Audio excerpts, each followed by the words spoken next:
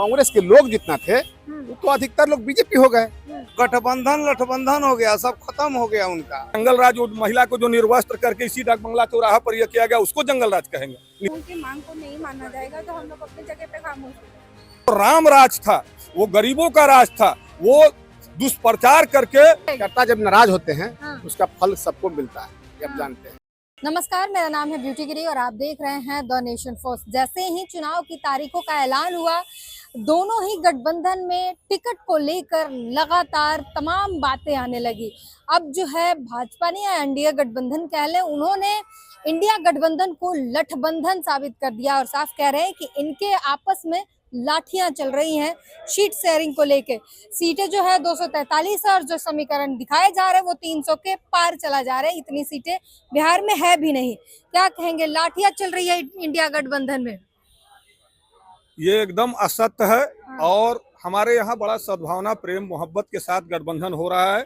तमाम दलें, जो कांग्रेस है, जो आजादी दिलाई, आजादी के दिनों में देश जब गुलाम था, कांग्रेस ने आजादी दिलाई। हाँ, कांग्रेस ने दिलाया और देश के लोगों ने उसमें हिस्सा लिया आजादी की लड़ाई में।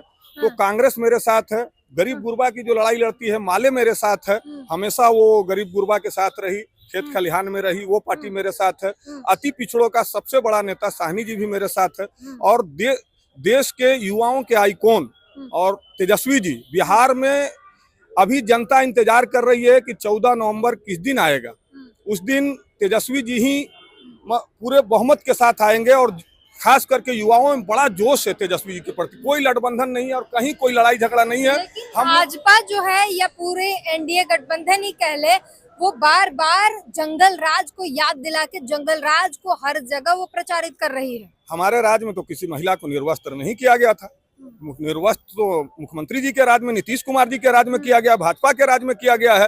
तो वो जंगल राज हुआ कि जंगल राज गरीब गुरबा को जगाना, जो भैंस चराने वाले हैं, गाय चराने वाले हैं, सुअर चराने वाले हैं, उनको जगाना जंगल राज हुआ। कि जंगल राज महिला को जो निर्वस्त्र करके इसी डाक बंगला चौराहा पर यह किया गया, उसको जंगल राज कहेंगे। नीतीश कुमार के राज में ऐसा हुआ है। नीतीश कुमार का राज अघोर जंगल राज है, इतना बड़ा अघोषित, मतलब आज तक इतनी हत्याएं, इतनी बलात्कार किसी राज्य में नहीं हुए। पूरे देश में आप देखेंगे तो बिहार का नंबर आएगा फर्स्ट या सेकंड।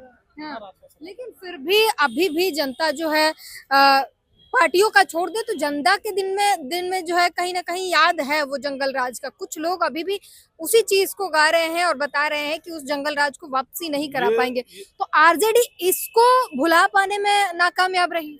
ये सिर्फ मीडिया, अखबार वालों का, मीडिया वालों का देन है और कुछ ऑफिसर जो सामंत वर्ग के लोग थे, उन्होंने ये जंगल राज कहा है। गरीब से आज भी पूछेंगे तो जिनको खटिया पे नहीं बैठने दिया जाता था, जिनको वोट देने का अधिकार छीना गया था प्रजातांत्रिक मुल्क में, उनके लिए वो राज राम राज था।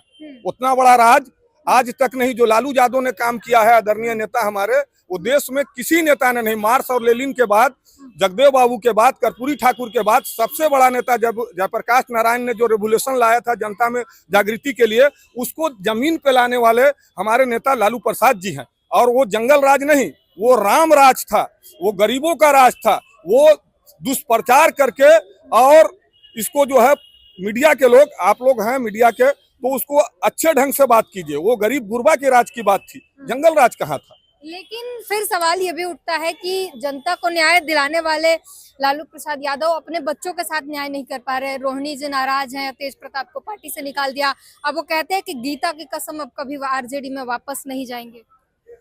वो देखिए, कोई भी प्रजातांत्रिक मुल्क में स्वतंत्र फैसला लेने के लिए हर कोई, यहाँ अब देखेंगे बिहार में नहीं पूरे देश में देखेंगे, आप देखेंगे कि एक तरफ जो है माधवराव सिंधिया जो है कांग्रेस के लीडर थे, दूसरे तरफ विजय माता सिंधिया जो है बीजेपी की जनसंघ की लीडर थी। तो इस देश में चलते रहता है, ये सब कोई बड़ी बात नहीं। उनके यहाँ है तो उसका हुनर हो गया, मेरे यहाँ ऐब हो गया। आप लोग देखें, आप लोग युवा हैं, इसको पढ़ें, अध्ययन कीजिए। विजय माता सिंधिया जो है वो बीजेपी और जनसंघ की लीडर थी और माधवराव सिंधिया कांग्रेस के बड़े लीडर थे। आज ज्योतिरादित्य सिंधिया कांग्रेस में आए, फिर बीजेपी में चले गए।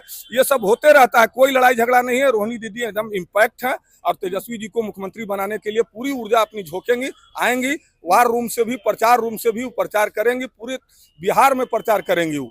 और तेज प्रताप जी भी जो कर रहे हैं, जो निर्णय है उनका, वो उनका स्वयं का निर्णय है, उसमें हमारी पार्टी का कोई उसमें यह नहीं है। हम लोग पार्टी पूरी तरह से इम्पैक्ट है और आरजेडी की सरकार आएगी, महागठबंधन की सरकार आएगी। इसी तरीके से साबित कर चुके हैं कि इंडिया गठबंधन जो है लठबंधन है, आपस में मारा मारी हो रहा है सीट के लिए। सीट के मारा मारी तो अभी आपने देखा कि एनडीए में जितना हो रहा है, चिराग अपना राग अलग कर लिया, अलाप रहे हैं। माझी जी अलगे अलाप रहे हैं, उपेंद्र जी अलगे अलाप रहे हैं। गठबंधन लठबंधन हो गया, सब खत्म हो गया उनका। तेजस्वी यादव के सरकार बनने से दुनिया के कोई भी ताकत नहीं रोक सकता है। जो आम आवाम जनता के जो इति है, आक्रोश है, एनडीए शासन में इतना 71,000 करोड़ रुपया सब मंत्री डकार गया, कहाँ गया कोई आता पता नहीं है। इंडिया गठबंधन में भी तो मुकेश सहनी बागी होने को तैयार है। ना मुकेश सहनी सब फाइनल हो गया था। कहाँ आप लोग का न्यूज कहाँ से आ जा रहा है आप लोग के पास? मुकेश सहनी ने बोला कि हम खुश हैं, उनको डिप्टी सीएम भी बनाया जाएगा। ये आप कह रहे हैं? हम नहीं कह रहे हैं, वो पार्टी के इति है। 2 को डिप्टी सीएम बनेंगे सरकार बनने पर। कांग्रेस अभी मानने को तैयार नहीं है कि मुख्यमंत्री जो है तेजस्वी बनेंगे। नहीं सब 1-2 दिन में देखिए ना, सब फाइनल हो जाएगा। 1-2 दिन में फाइनल। 1-2 दिन में। कांग्रेस मानने को तैयार नहीं है कि तेजस्वी यादव जो है मुख्यमंत्री होंगे, बोल ही नहीं रही है। तेजस्वी यादव बार बार खुद को कह रहे हैं, कांग्रेस कहती नहीं है। कांग्रेस के कोई यहाँ दबाव नहीं है, कांग्रेस तो हम लोग के बल पर चलती है। यहाँ कांग्रेस के बड़ा बयान दे रहे हैं। राजद के लोग हैं, हम लोग कांग्रेस को चलाते हैं, आपको बता देते हैं। जितना आरजेडी चलाती है कांग्रेस को बिहार में। आरजेडी हम लोग जानते हैं, यहाँ कांग्रेस का मास वोट नहीं है। यहाँ हम लोग वहाँ ठीक है, मैं कांग्रेस को वरीय नेता है, राहुल जी के यात्रा में हम लोग सब शामिल हैं। उनको देश हम लोग सौंपने जा रहे हैं, वो कहला ये सब करेंगे। यहाँ जो छोट भैया जो होता है ना नेता लोग, वो लोग उल्टा सीधा यहाँ कर रहा है बस। यहाँ तो राजद कांग्रेस का कोई आधार नहीं है। 140 सीट पर लालू जी लड़ेंगे, उसके बाद जो भी होगा समझौता होगा, उनको भी मिला जाएगा, उनके भी सम्मान किया गया है। आप लोग जानते हैं, हम औरंगाबाद ओबरा विधानसभा से हैं।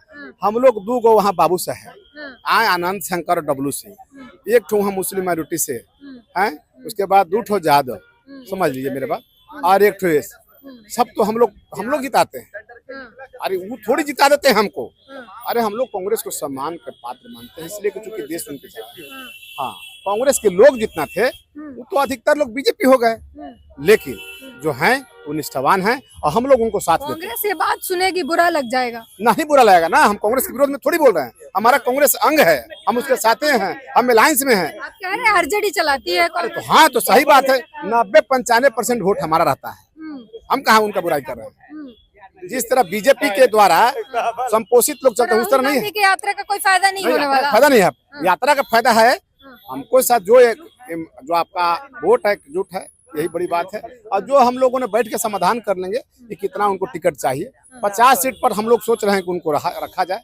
50 से 55 ज्यादा सीट, 70 से कम पे नहीं आना चाहिए। नहीं ना, तो हम लोग 70 से नीचे आना नहीं चाह रहे। वो सब तो चलता है, यहाँ तो बहुत चलता है, लेकिन वैसा बात नहीं है, बड़ी बात। 50 पे निपटा दीजिएगा। हाँ वो तो होगा।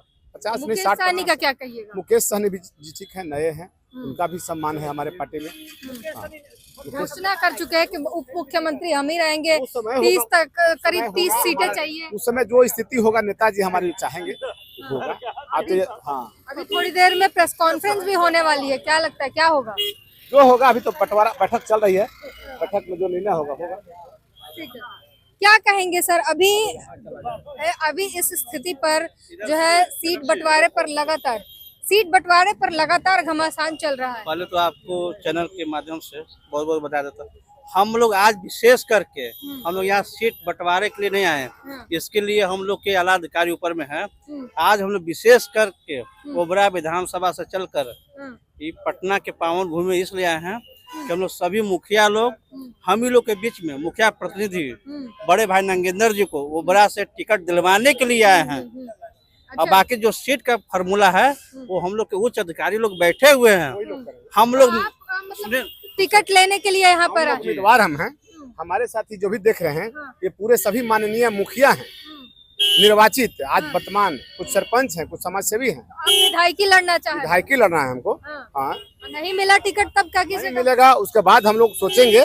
लेकिन हम लोग इसी उम्मीदवार बन के यहाँ खड़ा हैं और माननीय लालू यादव भी, तेजस्वी जी भी अपना बायोडाटा जमा किए हैं। सबसे अजूबा आपको दिखाई पड़ेगा, बिहार में पूरा एक विधानसभा के सभी मुखिया यहाँ मौजूद हैं। मतलब परसेंटेज 80% से ज्यादा, हाँ। ये बहुत बड़ी बात है। हाँ। हाँ, इसको आप लोग जितना न्यूज के माध्यम से माननीय नेताजी तेजस्वी जी पहुंचाइए, हम लोग डिमांड रखे हैं। हम लोग कल से ही धरना प्रदर्शन में शामिल हैं, उनका दरवाजा पर है, हमारे दरवाजा पर उनको जाना है वोट मांगने।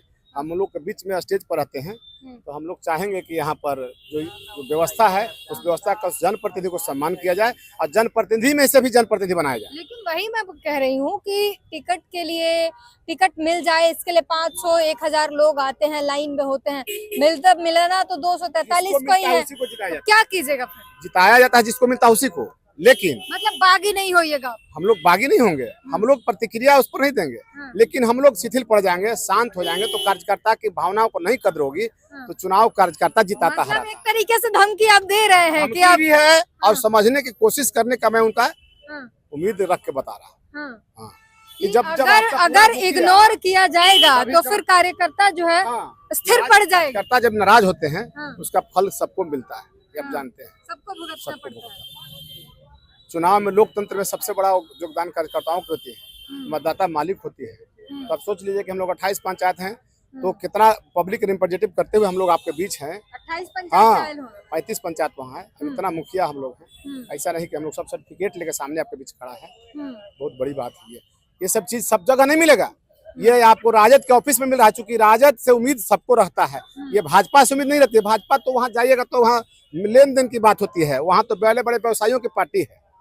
लेकिन यहाँ नहीं, यहाँ बढ़ने का, आगे राजनीति करने का, समाजवादी में जो संस्कार है उस तरह से बढ़ाने का मौका मिलता है। ठीक है, तो ये चल के आए हैं, मुखिया लोग हैं और साफ कह रहे हैं कि अगर आरजेडी नहीं समझती है, तेजस्वी यादव नहीं समझते हैं इस बात को, तो फिर कार्यकर्ता स्थिर हो जाएंगे और कार्यकर्ता अगर नाराज हो गए तो भुगतना पार्टी को पड़ेगा और सभी को पड़ेगा, बड़ा नुकसान हो सकता है। आप भी मुखिया हैं तो टिकट के लिए आई हैं, क्या कहेंगे? अगर नहीं मिलता है फिर क्या करेंगे? क्या करेंगे? मौन हो जाएंगे और क्या करेंगे? मौन हो जाइएगा, मतलब पार्टी का साथ नहीं दीजिएगा फिर? पार्टी जैसे काम करी वैसे काम करेंगी, हम लोग अपने जगह पे खामोश रहेंगे। मतलब पार्टी जितना आपको देगी उतना आप उसको देंगे? ऐसा नहीं है, जैसे पार्टी के सपोर्ट में तो हम लोग खैर शुरू से ही है और हम लोग सपोर्ट करते रहेंगे, लेकिन जब हम लोगों की मांग को नहीं माना जाएगा तो हम लोग अपने जगह पे खामोश हो जाएंगे। खामोश या विरोध में भी प्रचार कर दीजिएगा? नहीं, विरोध नहीं करेंगे। विरोध नहीं कीजिएगा, बस छोड़ दीजिएगा, ऐसे ही छोड़ दीजिएगा। हाँ। मान लीजिए पार्टी आपको कह दे कि आपके बोलने ना बोलने से, खामोश हो जाने से हमें फर्क नहीं पड़ता, क्या कीजिएगा? कोई बात नहीं है, कोई बात नहीं है। जैसे आपको अगर फर्क नहीं पड़ता है तो ना पड़े, हम लोग आपके समर्थन में थे और समर्थन में रहेंगे, लेकिन जब कोई किसी को सपोर्ट करता है तो उसके पर भी तो ध्यान देना पड़ता है ना। तो सपोर्ट में है तो अब इनका भी ख्याल रखना पड़ेगा।